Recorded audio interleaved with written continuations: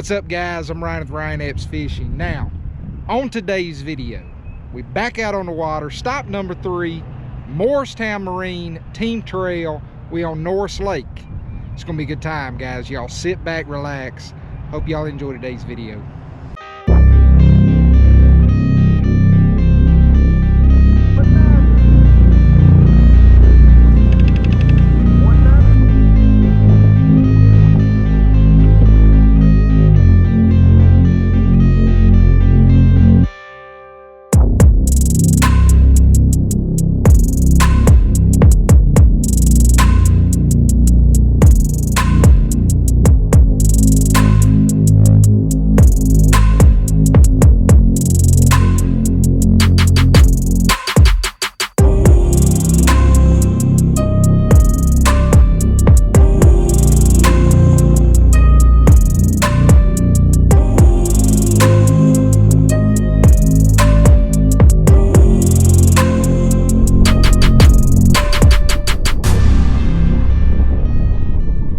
Boat 204 with 5 fish today. Total weight for Mr. Hurst and Mr. Epps.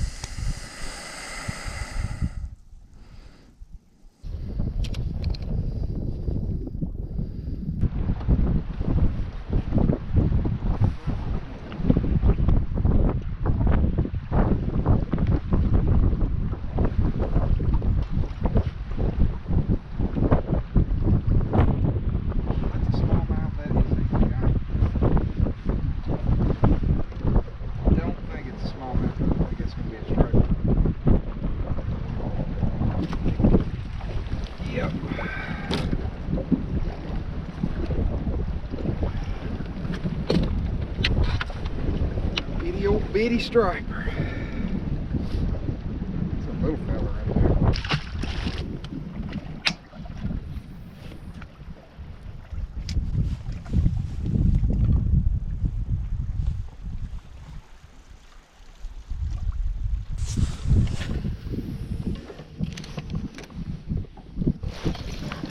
Oh.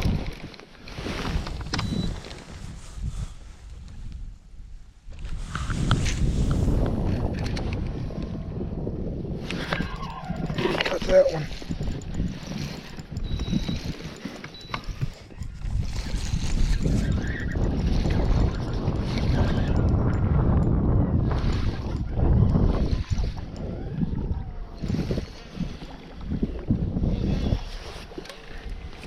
That's a good one right there.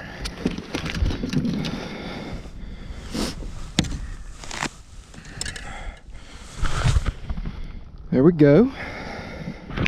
Here on the old pan optics, you can see them right there.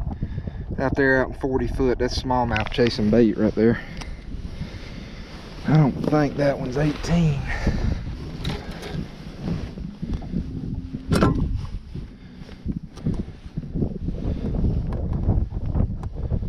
Nope. 17 and a half.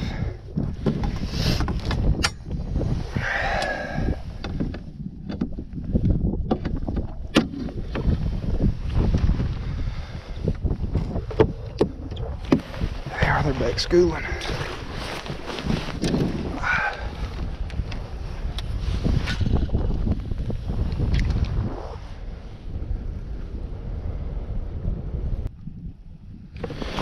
See them feeding right there.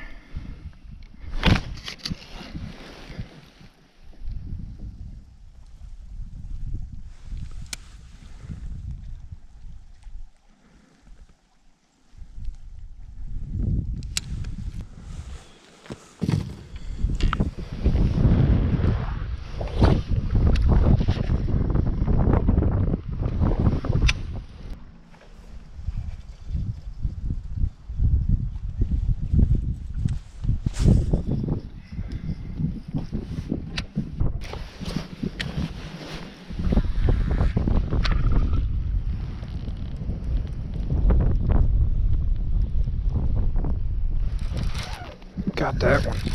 Big one.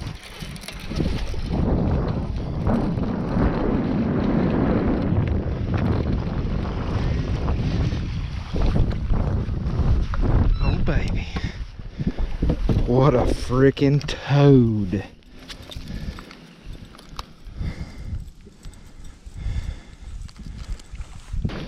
There you go.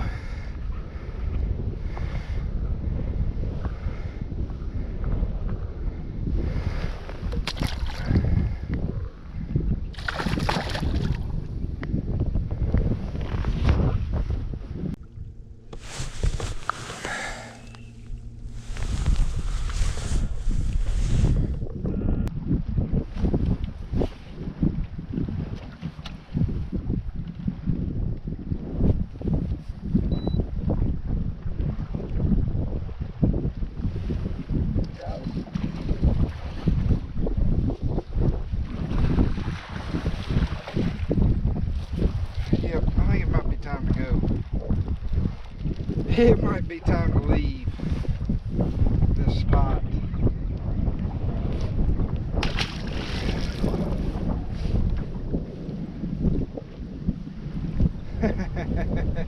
Yeah, it's time to go. It's time to go.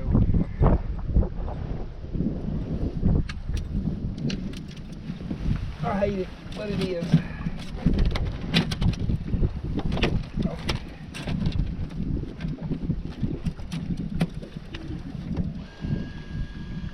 We're gonna mark it.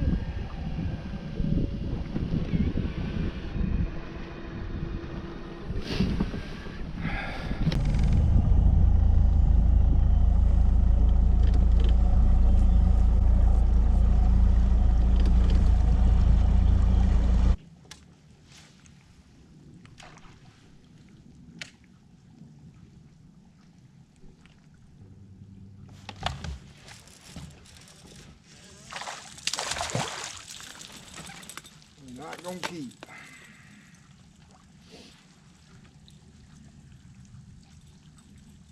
Gotta be 18 inches here. And that is not 18 inches.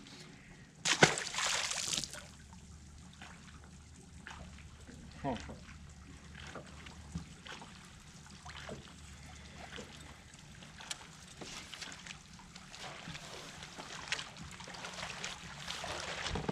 What I'm seeing so far, the wind is a really big deal here.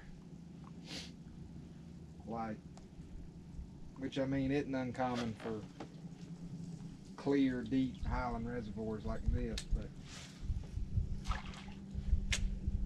at least for my bite anyway, it seems to be pretty critical. You want the wind howling. We haven't had much wind at all today. We had a little bit of cloud cover this morning, and it's kind of broke up. We've got a pretty calm day. Made this bite really tough. That wind seems to just position the bait fish in some pretty predictable areas. Without it, it just seems like everything's pretty scattered.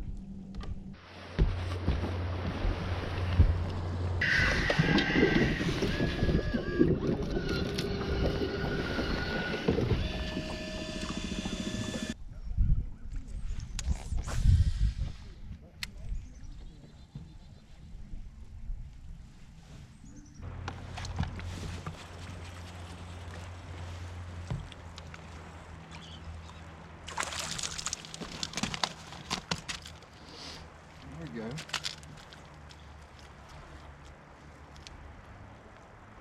Little largemouth.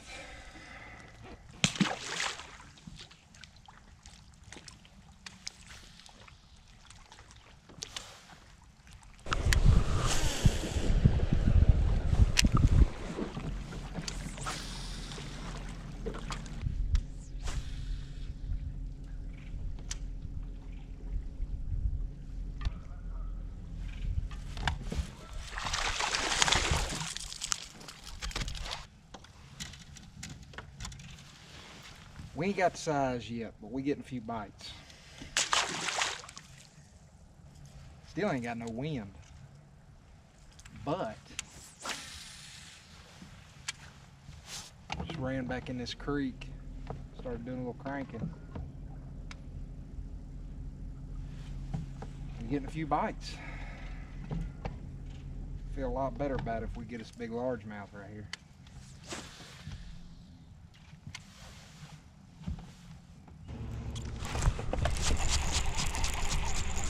There we go.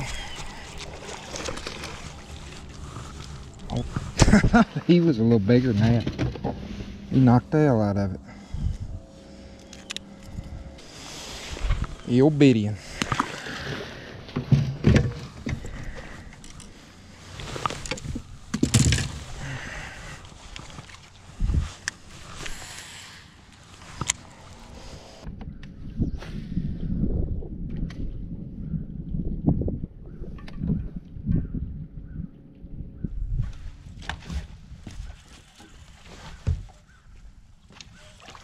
Bad fish right there.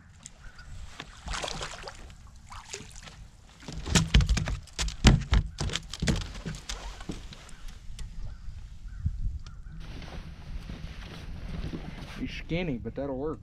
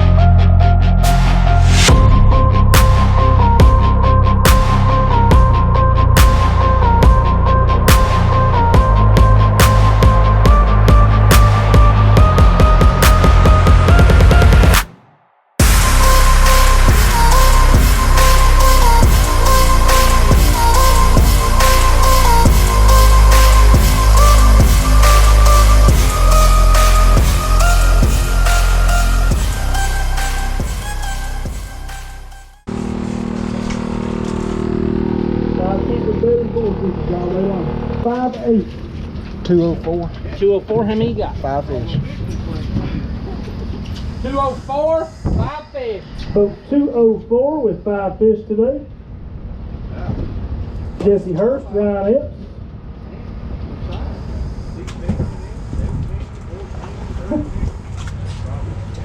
Five fish all alive.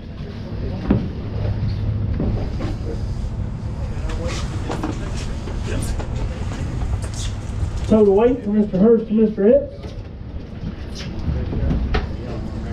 997, 997. Not a bad bite today, guys. Appreciate y'all coming out. All right, guys, let's talk about what worked today. So, practice, Norris Lake. I really tried to adjust my practice for Norris and practice differently than I did on South Holston. South Holston was a mistake. I ended up running all over the lake.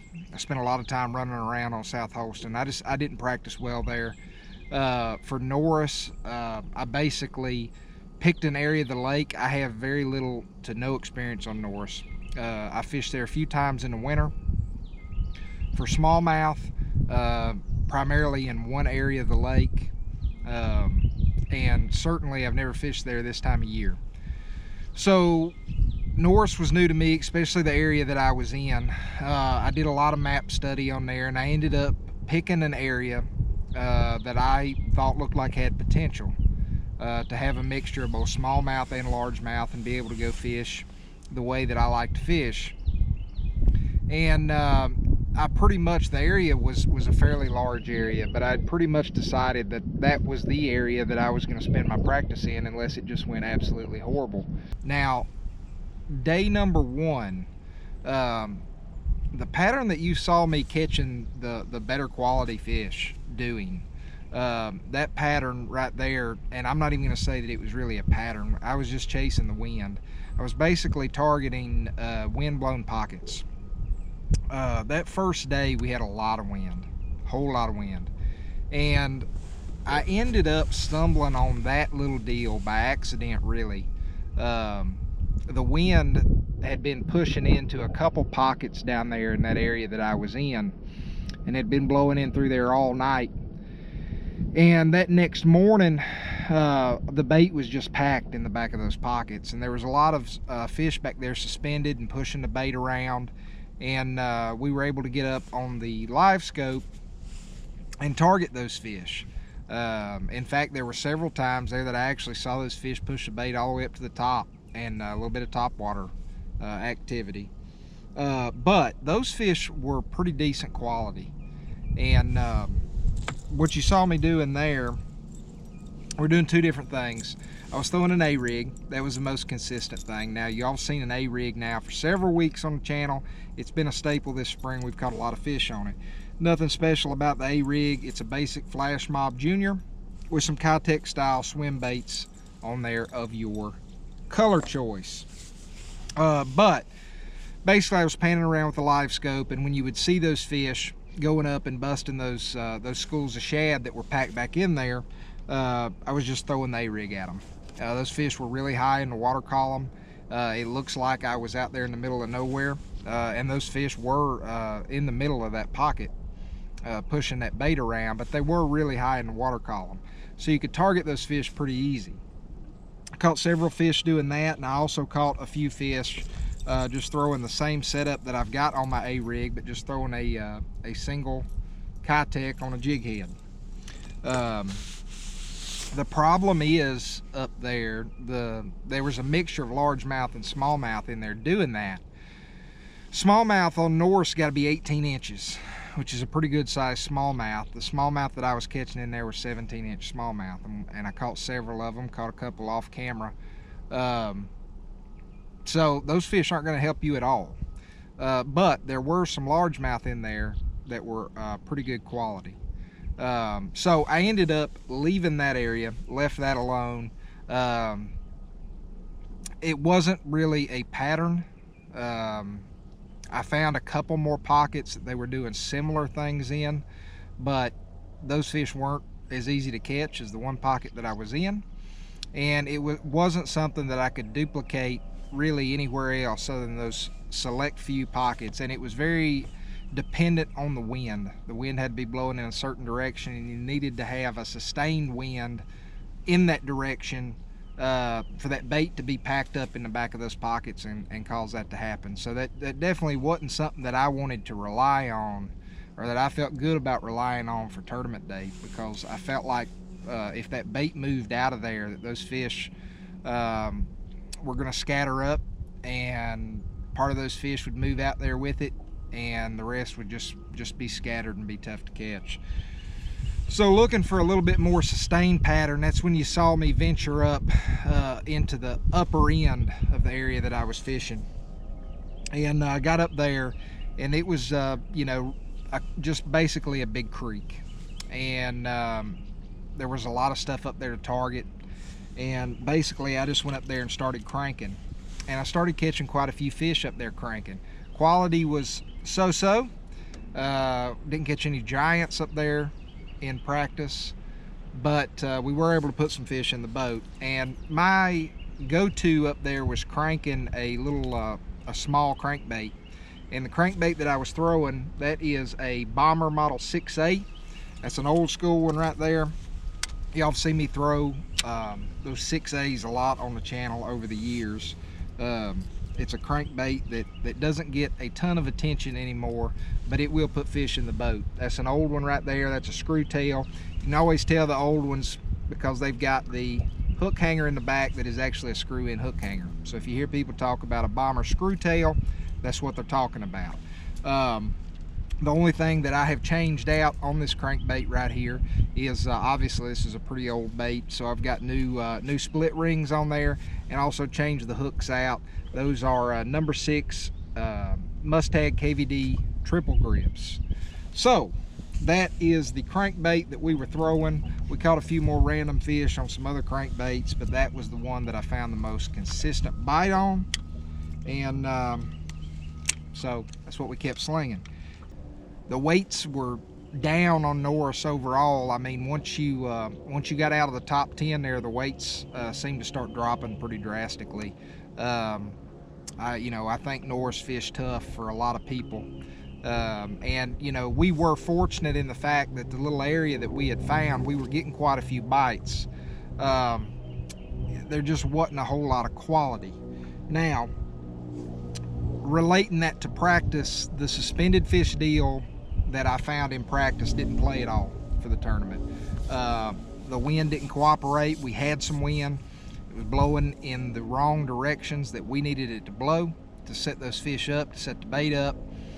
And it just wasn't a player at all. We didn't catch a single suspended fish all tournament. We ended up there in that upper end of the area that I was fishing, targeting the crankbait fish that I had found in practice. Caught a few fish doing that. I would say most of our fish came cranking. In the tournament that we had a fair amount of sun. I just went, same crankbait, just went to a lighter color right there. Just more of a, it's got more white in it. Don't know if that had anything to do with it, but we did start catching a few more fish when I did that.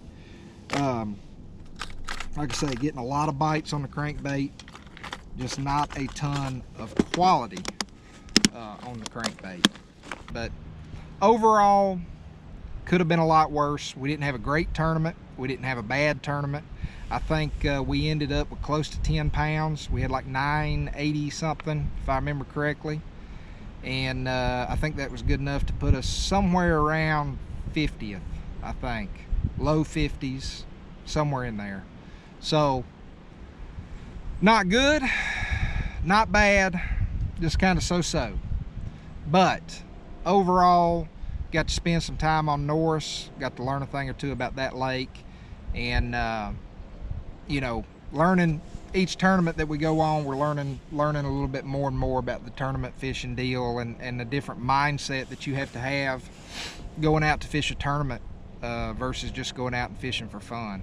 I can tell you that this being the first year that we've done this, it's been a big adjustment.